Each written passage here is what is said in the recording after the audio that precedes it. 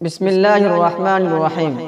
حضرت ابن ابی حاتم نے سیدنا عبداللہ ابن عباس رضی اللہ عنہ سے نقل کیا ہے کہ جب اللہ رب العزت نے فرعون کی قوم پر ٹڈیوں کا عذاب بھیجا اور انہوں نے دیکھا کہ ٹڈیاں دلوں کی دل میں آ کر ان کے کھیتوں کو اور ان کے درختوں کے پھلوں کو تباہ و برباد کر رہی ہیں، تو وہ سب سیدنا موسیٰ علیہ السلام کی خدمت میں حاضر ہوئے اور عرض کیا، اے موسیٰ، آپ ذرا اپنے رب سے ہمارے لیے دعا کر دیں کہ آپ کا رب ان ٹڈیوں کا عذاب ہم پر سے ہٹا لیں۔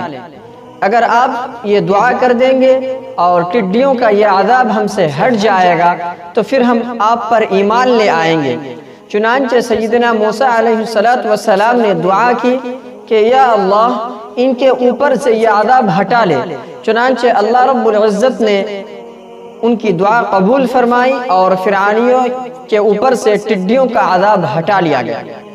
جب ٹڈیوں کا یہ عذاب ہٹ گیا تو انہوں نے دیکھا کہ ابھی تو بہت سارے غلے بچے ہوئے ہیں، ابھی تو بہت سارے پھل ہیں جو بچے ہوئے ہیں اور وہ ہمارے لیے کافی ہے، ہم سال بھر اسے کھا کر آرام سے اپنا کام چلا سکتے ہیں۔ تو انہوں نے کہا، اے موسیٰ، تمہیں کیا لگا کہ ہم تم پر ایمان لے آئیں گے؟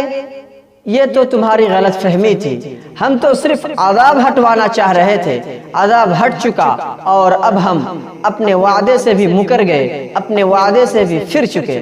جاؤ تم اور تمہارا رب اپنے کام کو انجام دو، ہم تو ایمان نہیں لائیں گے۔ پیغمبر صلی اللہ علیہ وسلم نے فرمایا کہ ٹڈی اللہ کی فوجوں میں سے ایک فوج ہے، اور صرف ٹڈی ہی کیا بلکہ اللہ تو وہ ذات ہے جس سے چاہے، جب چاہے، جس طرح چاہے کام لے لے، جس چیز کو چاہے وہ اپنی فوج بنا لے۔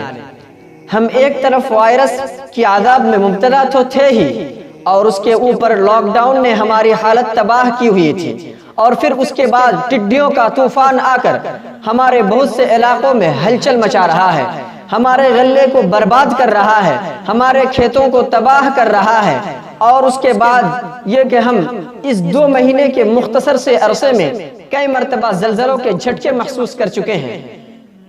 اب زندگی کا قیمتی لمحہ خرچ کر کے سوچئے کہ وائرس، لاک ڈاؤن، بھوک مری، اقتصادی تباہ و بربادی، اور پھر ٹڈیوں کا حملہ، اور اس کے بعد زلزلوں کے جھٹکے، یہ سب کیا ہے؟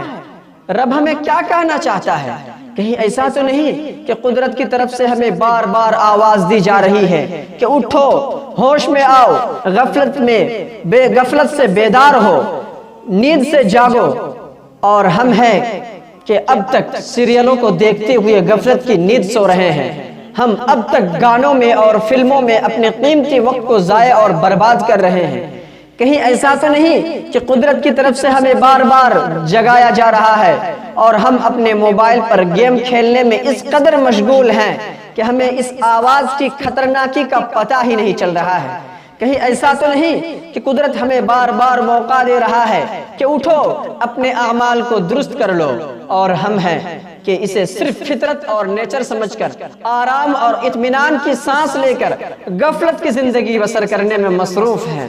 اے میرے بھائی اور اے میری بہن، ذرا اللہ رب العزت کا یہ فرمان تو سنیے، أَوَلَا يَرَوْنَ أَنَّهُمْ يُفْتَنُونَ فِي كُلِّ عَامٍ مَرَّةً أَوْ مَرَّتَيْنِ ثُمَّ لَا يَتُوبُونَ وَلَا هُمْ يَذَّكَّرُونَ۔ کیا وہ نہیں دیکھتے کہ وہ ہر سال 1-2 بار آزمائے جاتے ہیں، پھر وہ توبہ نہیں کرتے اور نہ ہی نصیحت حاصل کرتے ہیں؟ آپ نے دیکھا اللہ رب العزت نے کس انداز میں کیا کہہ رہا ہے؟ اللہ کہہ رہا ہے کہ ہم تمہیں اس لیے آزمائش میں ڈالتے ہیں تاکہ تم ہماری طرف آؤ، تاکہ تم ہماری طرف آ جاؤ، تاکہ میرا بھولا ہوا بندہ میرے در پہ آ جائے۔ میں اس لیے اپنے بندے کو آزمائش میں مبتلا کرتا ہوں تاکہ میں دیکھوں کہ کون ہے جو صبر کرتا ہے، کون ہے جو میری طرف لوٹتا ہے، اور کون ہے جو غفلت کی زندگی میں ڈوبا رہتا ہے۔ اور یاد رکھیے کہ وقت کی سب سے بڑی عبادت یہ ہے کہ ہم اس عبادت میں مشغول ہوں جو عبادت اللہ رب العزت ہم سے چاہتا ہے۔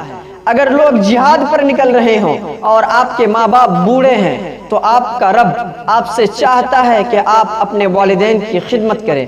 یہی وقت کی سب سے بڑی عبادت ہے۔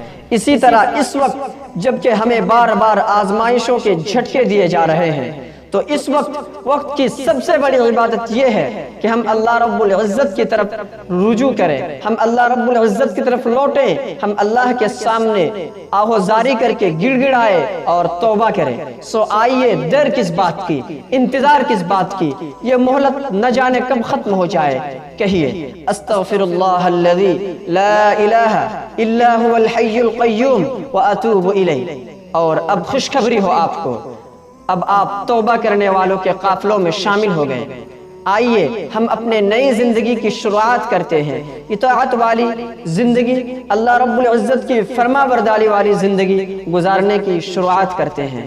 اور آپ کے لیے آخری پیغام یہ ہے کہ اس ویڈیو کو خود تک محدود نہ رکھیں، بلکہ آپ جتنے بھی دین کی اچھی باتیں، دین کی جتنی بھی باتیں آپ سنیں، دوسروں کو شیئر ضرور کریں۔ ہو سکتا ہے کہ آپ کے ایک کلک کی وجہ سے دوسرے کی زندگی سنور جائے، جس کی وجہ سے آپ کی اخروی زندگی سنور جائے۔